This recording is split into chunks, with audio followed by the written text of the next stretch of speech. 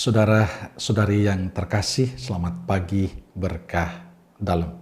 Sudah kita memberi senyum hari ini, Minggu 17 Januari 2021, Minggu biasa kedua. Kita awali permenungan kita hari ini dengan tanda kemenangan Kristus.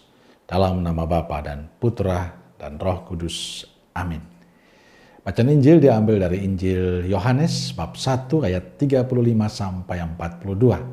Salam sukacita, semoga saudaraku semua sehat dan jangan lupa selalu bahagia. Tetap mengenakan masker, menjaga jarak, dan mencuci tangan. Saudara yang terkasih, hari ini kita mendengar kisah panggilan murid-murid pertama. Kisah Injil yang ditampilkan Yohanes menarik.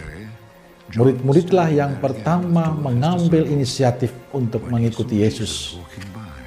Ketika Yohanes berkata, "Lihat anak domba Allah," kedua murid itu pergi mengikuti Yesus.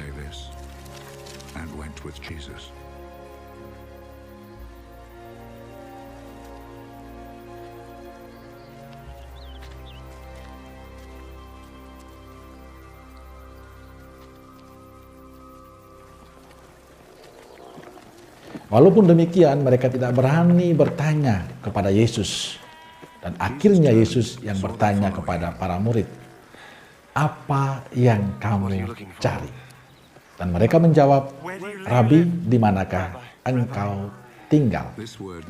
Jawaban para murid ini menunjukkan kerinduan mereka, yakni ingin tinggal bersama Yesus.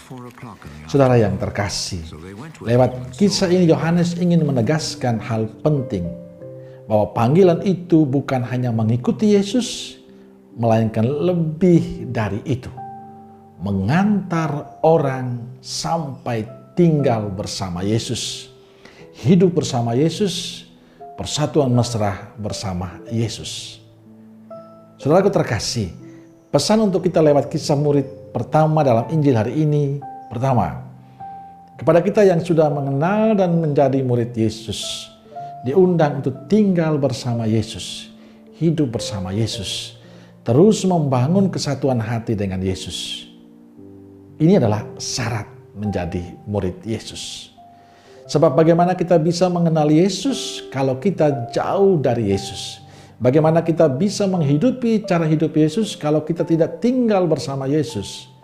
Maka kita harus sadari bahwa tinggal dan mengalami kebersamaan dengan Yesus adalah kunci bagi kita untuk bisa mengenal kehidupan Yesus.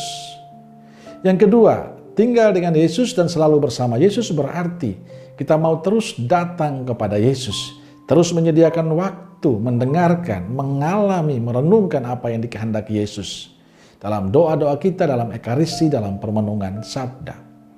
Yang ketiga, bila kita sudah mengenal Yesus, maka kita harus berbuah dalam kehidupan kita, dalam sikap kita, dalam kepedulian kita, dalam ketergerakan hati kita, dalam ketulusan kita melayani, dan masih banyak lagi yang dibuat Yesus yang harus kita hadirkan dalam kehidupan kita.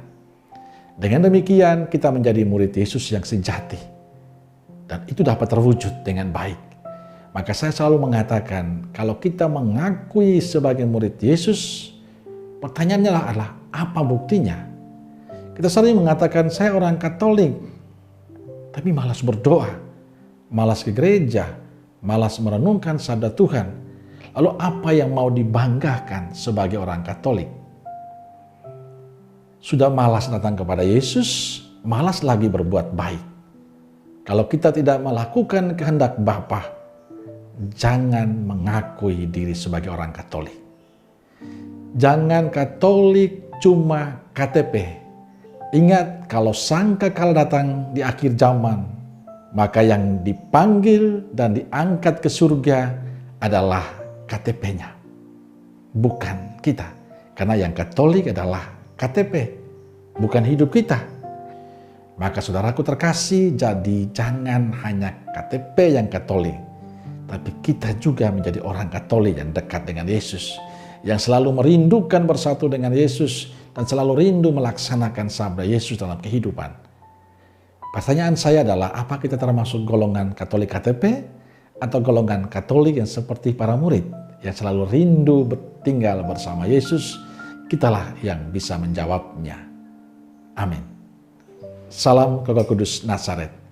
Dan semoga kita semua hari ini diberkati oleh Allah yang Maha Kuasa, Bapa, Putra, dan Roh Kudus. Amin.